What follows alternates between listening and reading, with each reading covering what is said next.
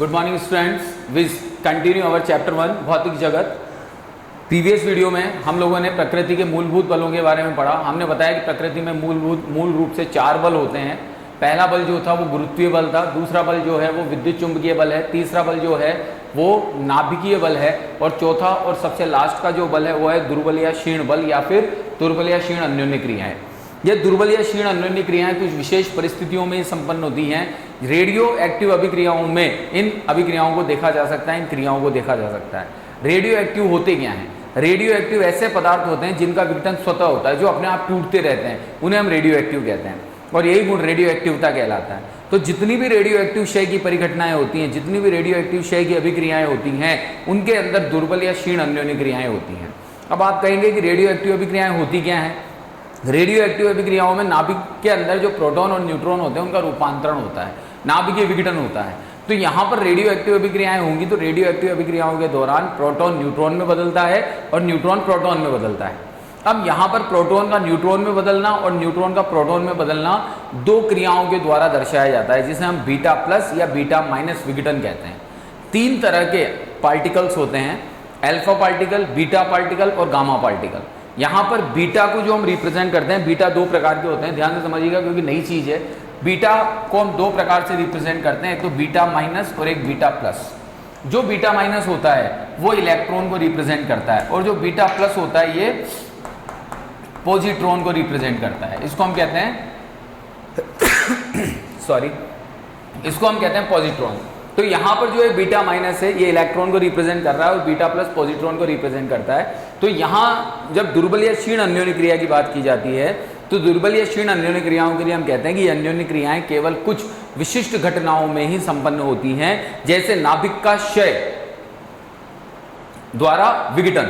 नाभिक का क्षय होगा, फिर उसका विघटन होगा, वो टूटेगा। क्षय की अभिक्रिया रेडियो एक्टिव परमाणुओं से होती हैं, और इस क्षय में प्रोटॉन का न्यूट्रॉन में और न्यूट्रॉन का प्रोटॉन में रूपांतरण होता है, और साथ साथ बीटा माइनस और बीटा प्लस कणों का भी उत्सर्जन होता है। ठीक है, बीटा माइनस और बीटा प्लस कणों का उत्सर्जन होता है, साथ ही एक उदासीन कण भी निकलता है जिसे हम न्यूट्रिनो या फिर एंटी न्यूट्रिनो कहते हैं, जिसे हम या तो न्यूट्रिनो कहते हैं या फिर एंटी न्यूट्रिनो कहते हैं। तो अब हम इस अभिक्रिया को थोड़ा सा सॉल्व करके देखते हैं कि कैसे यहाँ पर इनका चेंजेस आता है। अच्छा, न्यूट्रिनो और एंटी न्यूट्रिनो क्या है? देखिए क्या होता है कि जब हम किसी भी, जैसे आपने रासायनिक अभिक्रियाएं पढ़ी है क्लास 9th में, रासायनिक अभिक्रियाओं का संतुलन आप लोगों ने पढ़ा होगा। रासायनिक अभिक्रियाओं के संतुलन में हम क्या करते हैं? रासायनिक अभिक्रियाओं के संतुलन में ये होता है कि आप LHS और RHS दोनों को इक्वल कर देते हैं, उनकी जो संयोजकताएं होती है उन्हें बराबर कर देते हैं, तो आपकी रासायनिक अभिक्रिया संतुलित हो जाती है।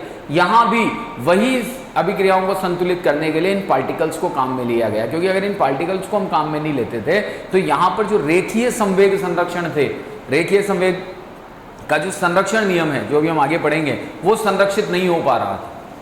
रेखीय संवेग है, कोणीय संवेग है, तो इनका संरक्षण नहीं हो पा रहा था। तो उस संरक्षण को करने के लिए यहाँ पर इन 2 पार्टिकल्स न्यूट्रिनो और एंटी न्यूट्रिनो को काम में लिया गया। ठीक है, तो ब्रीफली न जाकर सिर्फ हम इतना सा समझे कि अभिक्रियाओं को संतुलित करने के लिए यहाँ पर न्यूट्रिनो और एंटी न्यूट्रिनो पार्टिकल्स को हम काम में लेते हैं। तो यहाँ सबसे पहले हम प्रोटॉन से न्यूट्रॉन को रूपांतरित करते हैं। तो समझिएगा ध्यान से, देखिए ये प्रोटॉन बदला किसमें? न्यूट्रॉन में। सबसे पहले तो प्रोटॉन पर कितना चार्ज होता है? +1, और न्यूट्रॉन पर कितना चार्ज होता है? 0। ठीक है, तो इसको बैलेंस करने के लिए इधर +1 आना चाहिए, तो +1 की जगह कौन आता है? बीटा प्लस पार्टिकल निकलता है। तो ये और ये संतुलित हो गए, क्योंकि न्यूट्रॉन पर तो कोई चार्ज है ही नहीं। ठीक है, अब यहां पर इस बीटा प्लस के साथ में न्यूट्रिनो पार्टिकल बाहर निकलता है। ये साइन होता है न्यूट्रिनो का, ये न्यूट्रिनो पार्टिकल बाहर निकल जाता है। ये न्यूट्रिनो पार्टिकल यहाँ कोणीय संवेग संरक्षण के रूप में काम में आता है। ठीक है, हालांकि इसका खुद का कोई एग्जिस्टेंस नहीं है, खुद का कोई आवेश नहीं है, कोई चार्ज नहीं है, लेकिन ये सिर्फ कोणीय संवेग को संरक्षित करने के लिए काम में लिया जाता है।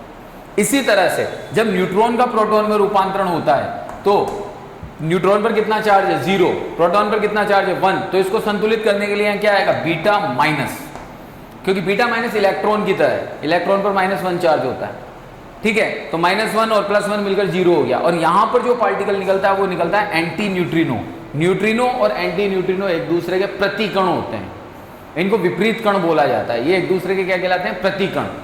ठीक है। तो इस प्रक्रिया में जहां प्रोटॉन से न्यूट्रॉन का रूपांतरण होता है वहां बीटा प्लस कण उत्सर्जित होते हैं और उनके साथ साथ न्यूट्रिनो उत्सर्जित होते हैं, और जहां न्यूट्रॉन से प्रोटॉन का रूपांतरण होता है वहां पर बीटा माइनस निकलता है और साथ साथ उसका प्रतिकण एंटी न्यूट्रिनो निकलता है। यहां पर हम कहते हैं कि दुर्बल अन्योन्य क्रियाओं का जो क्षेत्र कण होता है, वही क्षेत्र कण, जैसे ग्रेविटॉन निकाला था हम लोगों ने गुरुत्वीय बल में, विद्युत चुंबकीय बल में हमने फोटोन निकाला था। यहां पर जो क्षेत्र कण होता है वो होते हैं बोसोन, उनको बोला है मध्यवर्ती वेक्टर बोसोन। बोसोन भी क्या होते हैं, एक अन्योन्य क्रिया करने वाला एक पार्टिकल होता है। देखिए ये सारे जो पार्टिकल्स होते हैं ये इंटरेक्टिव पार्टिकल होते हैं, यानी ये किसी भी अभिक्रिया के अंदर परिवर्तन ना करके सिर्फ उस अभिक्रियाओं को संरक्षित करने का काम करते हैं।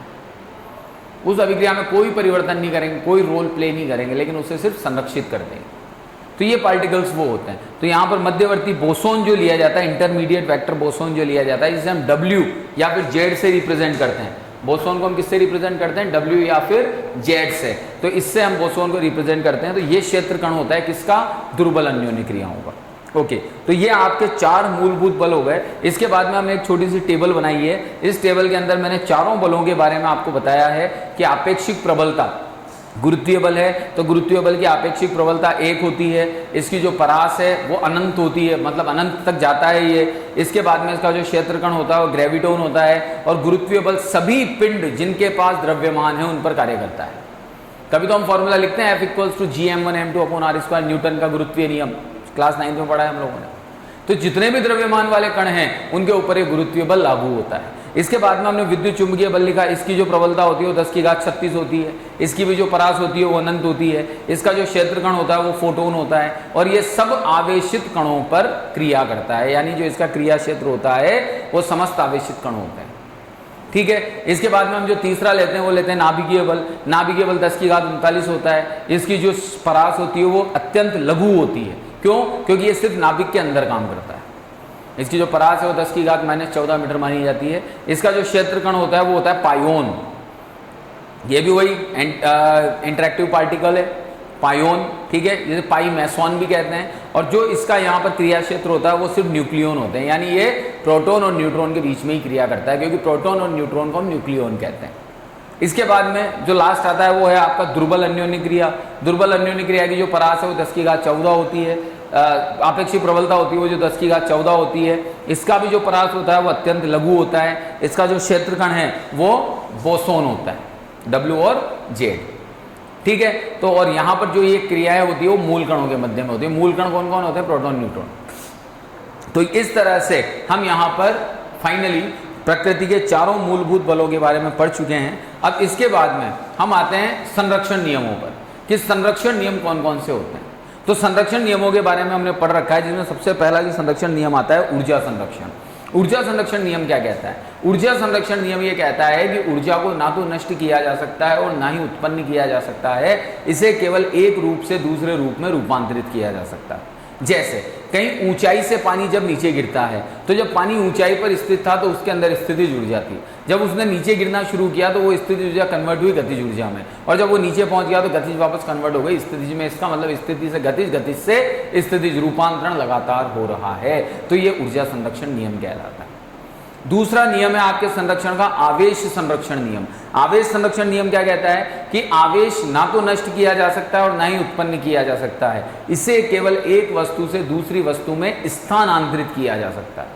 ऊर्जा और आवेश में एक ही अंतर है, ऊर्जा में रूप बदल जाता है, स्थितिज गतिज में, गतिज स्थितिज में। लेकिन आवेश में कभी ऐसा नहीं होगा कि प्रोटॉन न्यूट्रॉन और न्यूट्रॉन प्रोटॉन में बदल जाएगा। इसमें सिर्फ ये कहते हैं हम कि इसका स्थानांतरण एक वस्तु से दूसरी वस्तु में होता है, और इसे ही हम आवेश संरक्षण का नियम कहते हैं।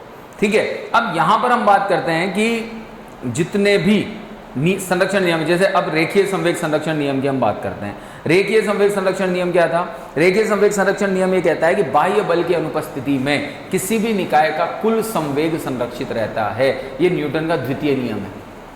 न्यूटन ने 3 नियम दिए थे। पहला जड़त्व का नियम, दूसरा संवेग संरक्षण का नियम, संवेग का नियम, और तीसरा क्रिया प्रतिक्रिया का नियम। तो ये द्वितीय नियम है। द्वितीय नियम क्या कहता है? इससे पहले हम संवेग को थोड़ा परिभाषित करते हैं। संवेग क्या होता है? रेखीय संवेग संरक्षण पढ़ रहे हैं हम, थोड़ा ध्यान से समझिएगा।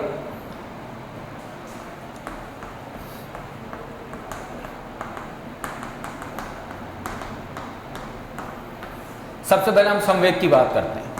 संवेग को रिप्रेजेंट करते हैं P से। संवेग क्या होता है? द्रव्यमान और वेग का गुणनफल संवेग कहलाता है। द्रव्यमान और वेग के गुणनफल को संवेग कहते हैं। हम ये कहते हैं कि किसी भी बाह्य बल की अनुपस्थिति में किसी कण का कुल संवेग सदैव संरक्षित रहता है। अब ये कैसे संभव है? हम यहां पर कहते हैं कि F इक्वल्स टू होता है ma, ये होता है द्रव्यमान इंटू त्वरण। त्वरण को क्या लिखते हो आप? वेग बटा समय, त्वरण कहलाता है। mv मिलके क्या बना? p।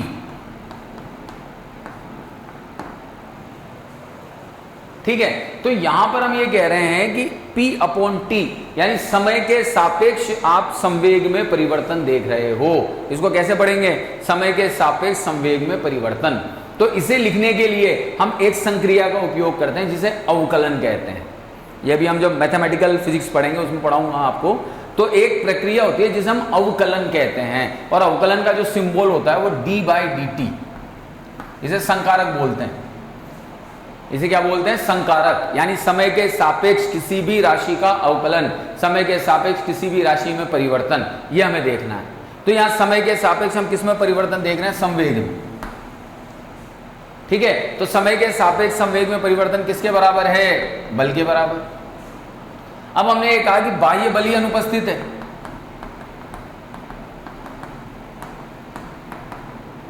बाह्य बल अनुपस्थित है, इसका मतलब F इक्वल्स क्या हो गया तुम्हारा?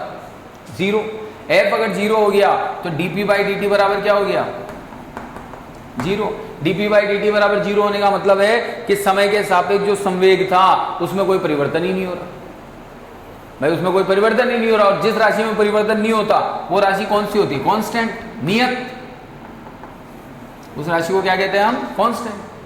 तो कहने का मतलब ये हो गया कि अगर किसी कण पर लगने वाला बाह्य बल अनुपस्थित होगा तो उसका कुल संवेग सदैव संरक्षित होगा। इसे ही हम संवेग संरक्षण का नियम कहते हैं। ये रेखीय संवेग होता है, इसके अंदर जो कण गति करते हैं वो सरल रेखा में करते हैं, सीधी रेखा में करते हैं। अगला नियम है कोणीय संवेग संरक्षण का नियम। कोणीय संवेग संरक्षण का नियम भी वही चीज है, अंतर सिर्फ इतना सा आता है कि यहां पर आप बल काम में ले रहे हो और यहां हम बलाघूर्ण लेते हैं। थोड़ा सा समझिएगा, ये सारी चीजें हम आगे पढ़ेंगे, लेकिन अभी आ गया शुरू में इसलिए थोड़ा डिफाइन कर देता हूं मैं आपको। बल आघूर्ण, घूमने के कारण से लगने वाला बल बलाघूर्ण कहलाता है, और उसे हम रिप्रेजेंट करते हैं टॉ से। किससे रिप्रेजेंट करते हैं? टॉ। ये साइन होता है बलाघूर्ण का। ये डेफिनेशन सेम चलेगी। यहां पर बल किसके बराबर था? संवेग में परिवर्तन के, रेखीय संवेग में परिवर्तन के। यहां पर बलाघूर्ण किसके बराबर होगा? कोणीय संवेग में परिवर्तन के। कोणीय संवेग को हम जैसे रिप्रेजेंट करते हैं, कई जगह एल से भी रिप्रेजेंट किया जाता है। तो कोणीय संवेग संरक्षण के नियम में हम यही कहते हैं कि यहां पर जो हम लेते हैं, जैसे आपकी बुक में एल से रिप्रेजेंट किया हुआ है तो हम इसे एल से ही रिप्रेजेंट कर देते हैं। तो टो इक्वल्स टू dl/dt। अब मैंने वापस वही कहा कि अगर बाह्य बलाघूर्ण शून्य है तो dl/dt बराबर क्या हो गया? 0। तो L बराबर क्या आ गया? कांस्टेंट। इसका मतलब ये हो गया कुल मिलाकर कि अगर की गई बाह्य अनुक्रिया बल के रूप में हो सकती है और दूसरी भी हो सकती है। अगर वो बाह्य अनुक्रिया ही नहीं हो रही तो फिर पदार्थ या वस्तु में कोई परिवर्तन नहीं होगा, भौतिक राशि में कोई परिवर्तन नहीं होगा और वो भौतिक राशि संरक्षित हो जाएगी। तो वही अपने आप में संरक्षण नियम बन जाएगा। तो आप लोगों के जो संरक्षण नियम है उसके अंतर्गत जैसे रेखीय संवेग संरक्षण है, कोणीय संवेग संरक्षण है, ऊर्जा संरक्षण है, आवेश संरक्षण है। इसके बाद में एक साइंटिस्ट आया था आइंस्टीन। आइंस्टीन ने यह बताया कि भाई ऊर्जा को आप द्रव्यमान में बदल सकते हो और द्रव्यमान को ऊर्जा में बदल सकते हो। उसने इसके लिए अपने आपेक्षिकता के सिद्धांत को दिया, और उसका आपेक्षिकता का सिद्धांत क्या था? बहुत फेमस सिद्धांत था, E इक्वल्स टू mc²। यह आपका आइंस्टीन का मास एनर्जी रिलेशन कहलाता है, द्रव्यमान ऊर्जा संबंध। यहां E तो ऊर्जा है, m द्रव्यमान है और c प्रकाश का वेग है। प्रकाश का वेग कितना होता है? प्रकाश का वेग होता है 3 × 10⁸ मीटर पर सेकेंड। यह आपके प्रकाश का वेग होता है। तो आइंस्टीन ने आपेक्षिकता के सिद्धांत को दिया, और आपेक्षिकता के सिद्धांत के आधार पर उसने द्रव्यमान और ऊर्जा में संबंध बताया। साथ साथ उसने ये बताया कि ऊर्जा और द्रव्यमान को आपस में रूपांतरित किया जा सकता है। ओके, तो ये आपका चैप्टर कंप्लीट है। इसके अलावा मैंने आप लोगों को साइंटिस्ट के नेम की लिस्ट भी भेजी हुई है, जिनके अंदर साइंटिस्ट, उनकी कंट्री उनके इन्वेंशंस, तो वो सिर्फ आपको देखने हैं, एग्जाम में कहीं काम नहीं आते हैं, जनरल जीके के हिसाब से है। बाकी मैंने आपको इंपॉर्टेंट इसके जो बीच बीच के क्वेश्चंस बनते थे वो मैंने आपको भेज दिए हैं। इससे ज़्यादा इस चैप्टर में और कुछ भी पूछा नहीं जाता। ओके बेटा, फिर भी अगर हमें कोई प्रॉब्लम है, कोई चीज़ समझ में नहीं आई है, then you discuss me. Okay, thank you.